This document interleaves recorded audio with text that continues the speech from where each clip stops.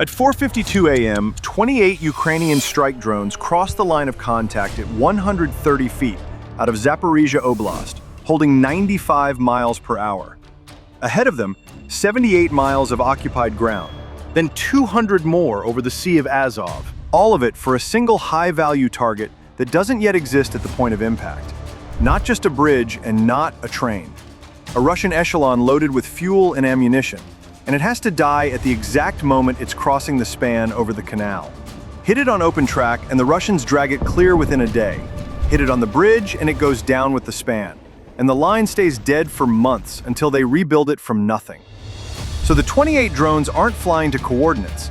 They're flying on information handed over from the other side. If that information is wrong by even 10 minutes, the whole thing becomes an expensive sortie that hits nothing. The drones are FP-1s, long-range platforms Ukraine built during the full-scale war for exactly this. Strikes deep into Russian logistics. The FP-1 flies up to 1,600 kilometers and carries a warhead of around 120 kilograms, which makes it a threat not just to depots and oil terminals, but to rail junctions, bridges, and echelons carrying fuel and shells. 100 miles back, the operators see nothing but telemetry. The drones run themselves, inertial navigation, each one counting its own turns and seconds. No satellite. There's no point in satellite here. Pole 21 is up along the whole route, a Russian jamming system that kills the navigation signal out to 15 miles per module. A drone that trusted its satellite feed would put its own marker somewhere in the middle of the Sea of Azov. Inertial drifts instead, about 1 foot for every mile flown. Over 78 miles, that's 80 feet of error. Against a bridge 20 feet wide, that's far too much. But they planned for it. More on that later. Russian air defense on this axis runs 4 belts, and each belt owns its sector completely. Far line, a Buk M2 12 miles out, 4 fire channels, missiles good to 30 miles against high-altitude targets. Middle, a Tor M2 at the junction station, a system built specifically to kill drones and cruise missiles.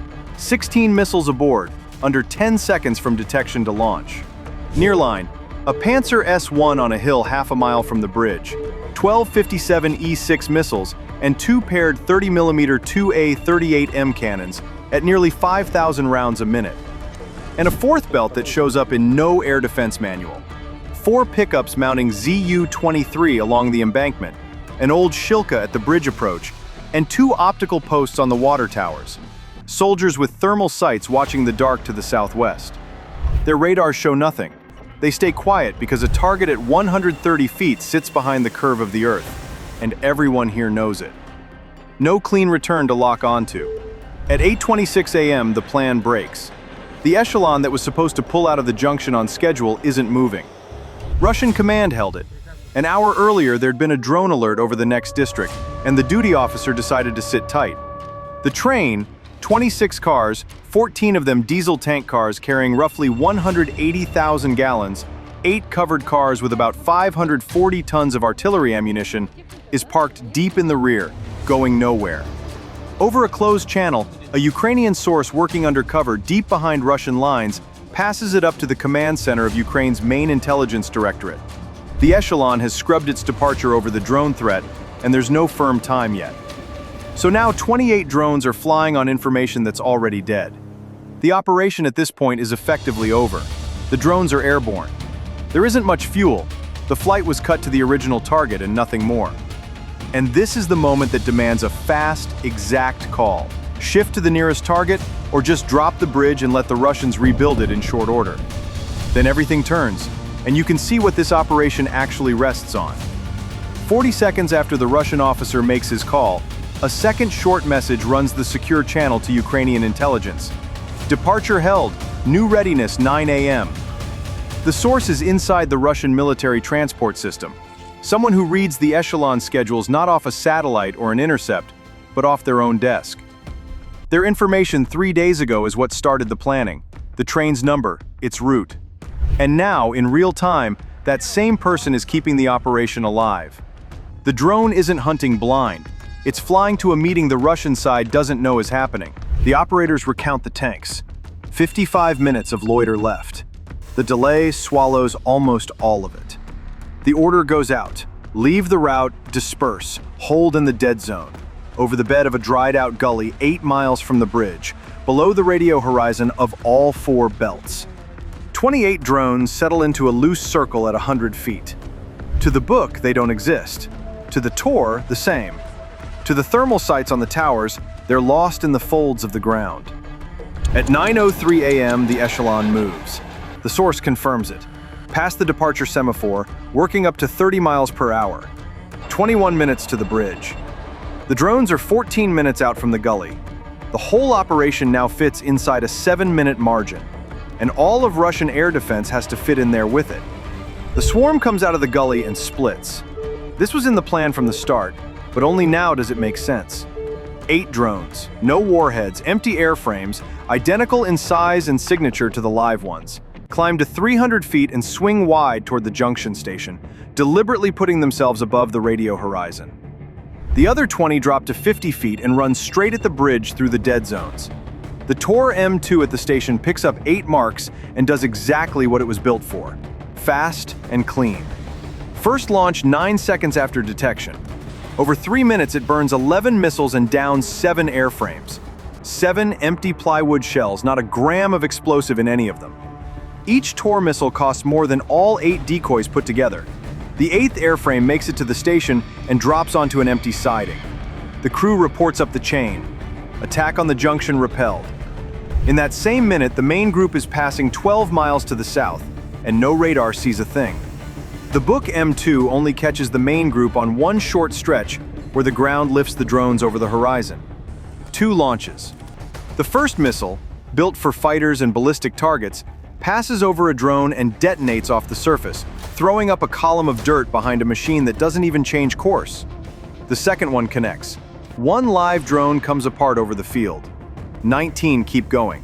6 minutes out, one more thing happens in the air that the Russians never see, and it's the reason the inertial drift never mattered. 30 miles back, at 9,800 feet, a heavy relay drone is loitering. Its directional antenna punches a narrow beam through the Pole 21 curtain, and on the last leg, the operators take the drones into manual. Each session runs no longer than 30 seconds. Any longer, and Russian signals intelligence fixes the relay and vectors a fighter pair onto it.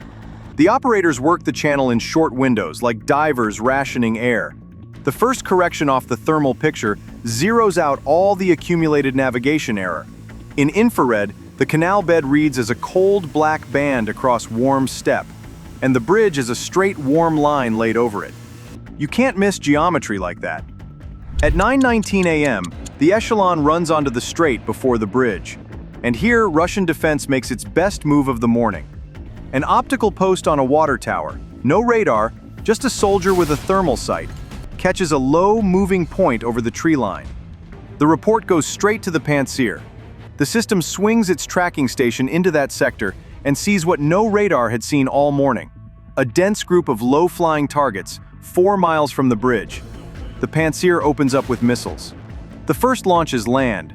3 drones drop into the steppe, one after another, short of the canal. The group answers the only way it can, spreading across the front and dropping to 30 feet under the minimum kill altitude. The 57E6 rides a radio command, and that low the fuse can't separate an airframe from the ground. 2 more missiles bury themselves in the dirt under drones skimming just above it. The Pantsir switches to guns. 5,000 rounds a minute build a wall of metal, but the wall stands in one sector, and the drones are coming from 3 azimuths at once, and every swing of the turret to a new sector costs seconds that are already gone. At 9:23 a.m., the locomotive rolls onto the bridge. The driver sees Tracer ahead and to his right, and does the only thing a man with 26 cars behind him on a single-track bridge can do. He opens the throttle to punch through. The quarter-mile echelon draws fully onto the span, and in that instant, it stops being a train. Tactically, it's now a fixed target. Nowhere to turn, stopping is suicide, running won't beat the clock. The Shilka at the approach and the Zu-23 on the pickups hammer everything moving over the canal, but their barrels won't depress below their own embankment, and the drones are down exactly there, over the water, below the rails. First strike, the locomotive. A drone goes into the diesel compartment and the echelon loses traction, rolls another 200 yards on inertia, and stops. Head past the bridge. 14 tank cars sitting on the span. The second and third drones, 4 seconds apart, hit the fifth and sixth tank cars, 18,500 gallons of diesel each. The fuel doesn't detonate, it burns, and burning diesel pours through the decking into the canal. The fourth strike hits the eighth car, and that one's ammunition. The blast throws the flat cars beside it, and an overpressure of around 140 pounds per square inch rips the rail fastenings off the span. After that, the physics finishes the job. Fire runs the length of the consist both ways. The shell cars cook off in bursts, and 9 minutes after the first hit the center span, holding the burning tank cars and 400 tons of detonating metal, drops into the canal with the echelon on top of it. 4 more drones that made it to the target go into the traction substation past the bridge and the reserve fuel depot near the passing loop in these same minutes. The line loses power. This track has no bypass. Russian crews kept scanning a sky that no longer had anyone in it. The Tor at the station reports a raid repelled. The Buk reports 2 kills. The Pantsir, 5. All the Russians can do now is say they beat the attack back.